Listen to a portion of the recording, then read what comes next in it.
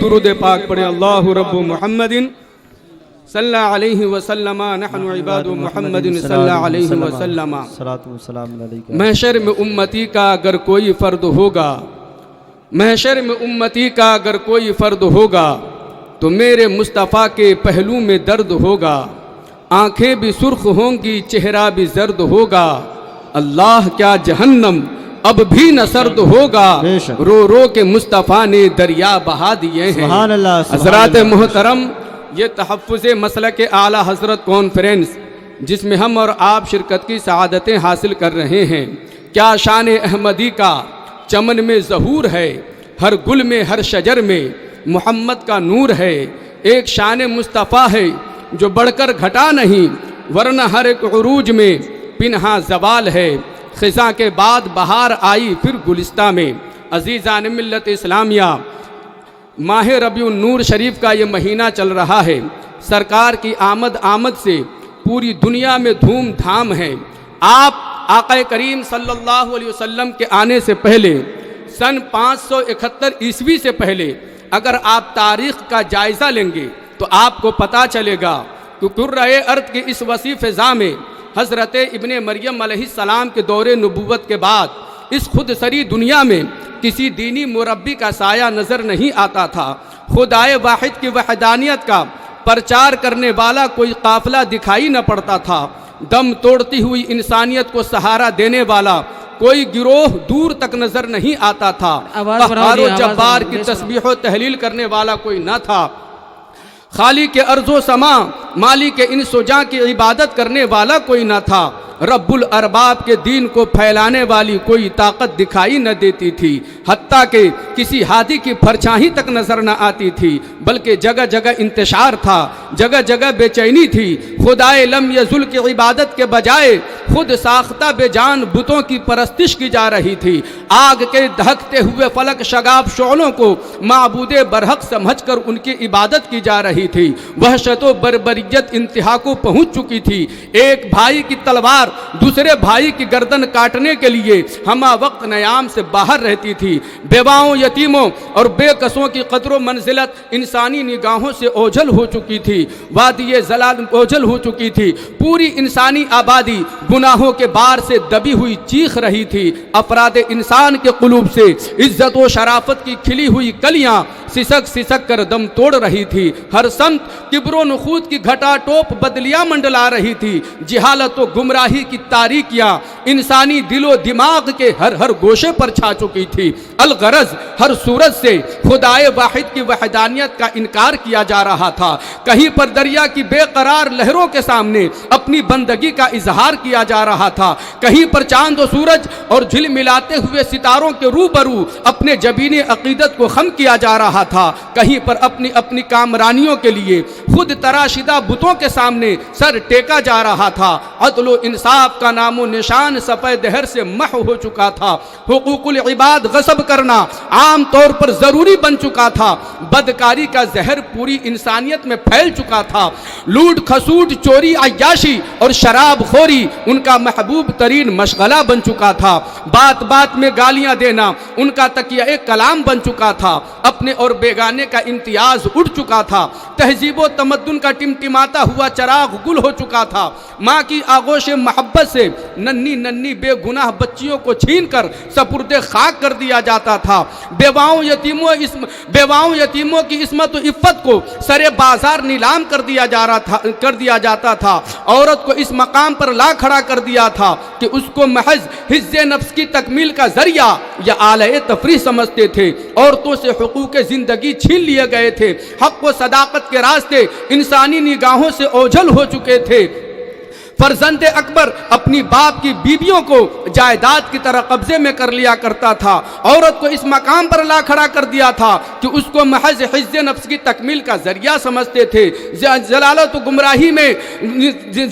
گمراہی میں اپنی زندگی کاٹنے والے انسان کہلانے پر نازا تھے، تہذیب و تمدن اور اخلاق و معاشرت سے ناآشنا تھے، باہمی خلوص و ہمدردی اور عقیدت و محبت سے بے بہرا تھے، زبردست کی شہنشاہی اور کمزور کی تباہی کے ایام تھے، زبردست زیر دستوں کی ہڈیاں چوس رہے تھے۔ غرض کے عرب کے وہ باشندے کردار و اخلاق، عادات و اطوار، محبت و اخوت کی لذتوں سے کوسوں کوسوں دور نکل چکے تھے۔ اللہ اللہ، کتنی بھیانک تھی وہ گھڑی جب کفر و الحاد کی گھنگور گھٹائیں انسانی سروں پر منڈلا رہی تھی۔ کتنی کرب انگیز تھی وہ ساعت جب کشتی انسانیت کفر و شرک کی تلاطم خیز لہروں میں ہچکولے کھا کھا کر غرق آب ہو رہی تھی۔ کتنے پرخطر تھے وہ لمحات جب شوہر کے انتقال پر نوجوان بیوہ کو نظر آتش کرنے میں کسی کی جبی پر ہلکی سی شکن تک نہ آتی تھی۔ کتنے افسوسناک تھے وہ مقام جب رب الارباب کا کوئی نام لینے والا دور تک بھی دکھائی نہ پڑتا تھا۔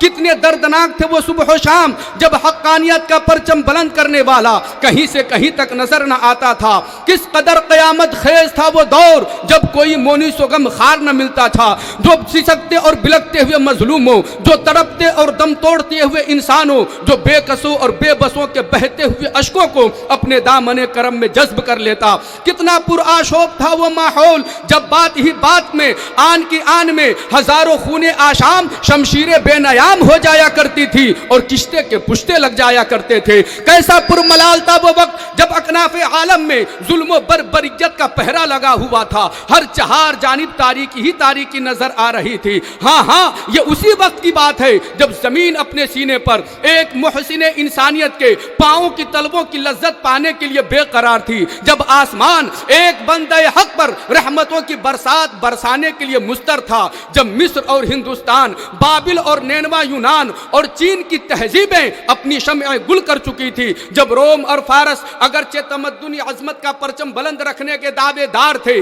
مگر ان کے شیش محلوں میں بدترین مظالم کا دور و دورہ تھا، جب کراہتی سسکتی زندگی کے تراشیدہ زخموں سے تعفن اٹھ رہا تھا، جب عرب کے ریگزاروں میں قبائلی عصبیت نے حیات انسانی کا گلا دبوچ رکھا تھا، جب انسان صراط مستقیم سے بھٹک کر افراط و تفریط کا شکار ہو چکا تھا، تو ٹھیک ایسے بے رہ روی کے ماحول میں ضرورت تھی ایک ایسے محسن انسانیت کی جو ایک ہی وقت میں مونس و غمخوار بھی ہو، جو یتیموں اور بیواؤں کا ساتھی بھی ہو، جو حق و صداقت کا علم بردار بھی ہو، جو رشد و ہدایت کا پیکر بھی ہو، جو عدل و انصاف کا مرکز بھی ہو، جو نبوت و رسالت کا سنگ بھی ہو، جو مسیحائے زخم و جگر بھی ہو، جو دل کا در مان اور کشور بدن کا سلطان بھی ہو۔ ایسے بے رہ روی کے ماحول میں ضرورت تھی ایک ایسے ریفارمر کی جو پوری قوم میں انسانیت کو ضلالت و گمراہی کے پٹری سے اتار کر رشد و ہدایت کے ایک ہی پلیٹ فارم پر لا کر کھڑا کر دے۔ ضرورت تھی ایک ایسے مرشد ربانی کی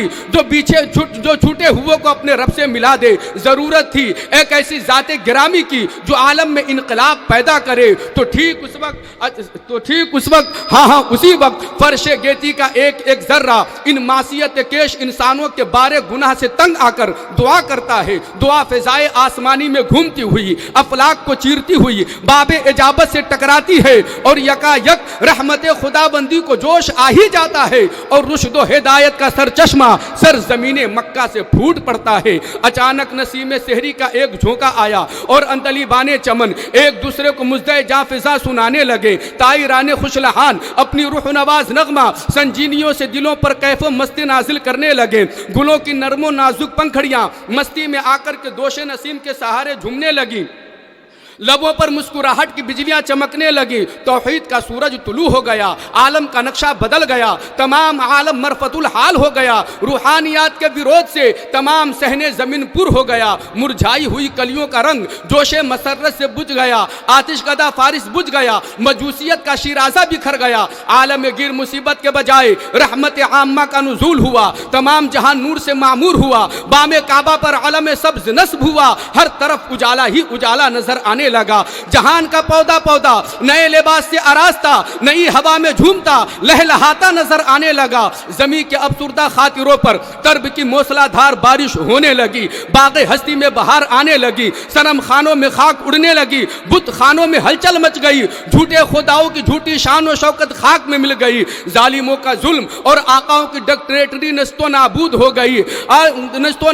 گئی۔ فرح و طرب نے عالم پر قبضہ کیا، صبح امید نے چہرہ دکھایا اور مطابق 23 اپریل سن 571 عیسوی مطابق 12 ربیع الاول یا بروایت دیگر 20 अप्रैल सन 571 ईस्वी मुताबिक 9 रबीउल अव्वल को सुबह सादिक ने सुबह सादिक के वक्त तुलू फरमाया। सरजमीन मक्का पर अब्दुल्ला के घर में आमना की गोद में महबूब खाली के अकबर कौनैन के सरवर दारैन के ताजदार मजमुए मखलूकात के हरफ अव्वलीन मोरी से फ़ज़ाइल कमालात आखरीन दीवाने हश्र के सदर नशीन शहनशाह अंबिया व मुरसलीन तफसीर कुरान मुबीन ताहा व यासीन कातिब कुदरत के कलम ईजाद के अव्वल शाहकार नादिर रोजगार खुलासा लैलो नहार गुलजार खलाइक के सबसे नफीस फूल मबदए जवाबी तो फरउ वसूल राबते इल्लत व मालूल वास्ते जाइलो मजऊल आसमान नबुव्वत और रसालत के नैयर आजम नूर दीद है इब्राहिम व आदम फख्रे आदम व बनी के आदम सल्लल्लाहु अलैहि वसल्लम सशनगाने जमाल को शराबे दीदार से सैराब करते हुए ज़हूर पजीर हो रहे हैं। सुबहान अल्लाह। बसत अंदाज यकताई बगाया शान ज़ेबाई अमी बनकर अमानत आमिना के गोद में आई।